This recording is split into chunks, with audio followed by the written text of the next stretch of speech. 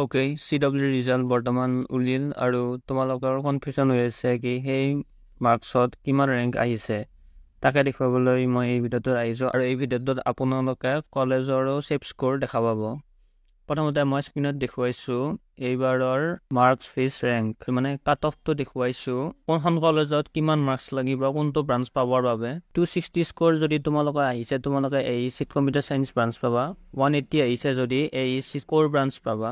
160 আহিছে যদি JEC all branch পাবা। 140 আহিছে যদি GSTত অল ব্ৰাঞ্চ পাবা। 130 আহিছে যদি BBEC অল ব্ৰাঞ্চ পাবা। 120 আহিছে যদি BBEC অল ব্ৰাঞ্চ পাবা আৰু 100 পাইছে যদি GEC DEC অল ব্ৰাঞ্চ পাবা। আৰু এইবাৰটো কাট অফ বহুত হাই গৈছে, এইবাৰ 260ত 100 ৰেংক আহিছে, কিন্তু যোৱাবাৰ 200তে 100 ৰেংক আহিছিল। মই যোৱাবাৰৰ কাট অফখিনি দেখুৱাব বিচাৰিছোঁ, তোমালোকে চাই লোৱা কিমান ভেৰিয়েশ্যন আহিছে যোৱাবাৰ আৰু এইবাৰ cut অফত।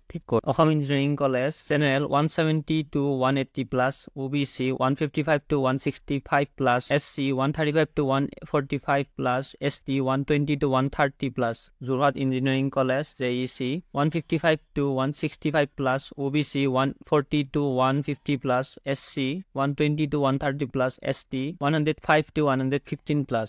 Jorhat institute of science and technology JIST general 140 to 150 plus, OBC 125 to 135 plus, SC 110 to 120 plus, SC 95 to 105 plus. Bineswar Brahma engineering college Kokrajhar general 130 to 140 plus, OBC 115 to 125 plus, SC 100 to 110 plus, ST 85 to 95 plus. Barak valley engineering college Karimganj general 120 to 130 plus, OBC 105 to 115 plus, SC 90 to 100 plus, ST 75 to 85 plus. এই তালিকাখন শ্ৰেণীৰ ভিত্তিত cut off score হাৰত ফাৰক হ'ব পাৰে, লগতে পৰিস্থিতি আৰু আসনৰ মাত্ৰা অনুসৰি কাট অফ পৰিৱৰ্তন হ'ব পাৰে। সেয়ে প্ৰাৰ্থীসকলে সঠিক তথ্যৰ বাবে CW পৰীক্ষাৰ ফলাফলৰ পাছত প্ৰকাশিত সংস্থাপনসমূহৰ বিজ্ঞপ্তিৰ ওপৰত লক্ষ্য কৰিব লাগে। আৰু তোমালোকৰ CWত মাৰ্কছ কিমান আহিল কমেণ্ট ছেকশ্যনত জনাবা। দে বাৰু হ'ব দিয়া আজিলৈ, ধন্যবাদ। আপোনালোকে যদি কিবা এটা শিকিব পাইছে তেনেহ'লে আপোনালোকৰ বন্ধুসকলৰ লগত শ্বেয়াৰ কৰি দিব এই ভিডিঅ'টো। ধন্যবাদ।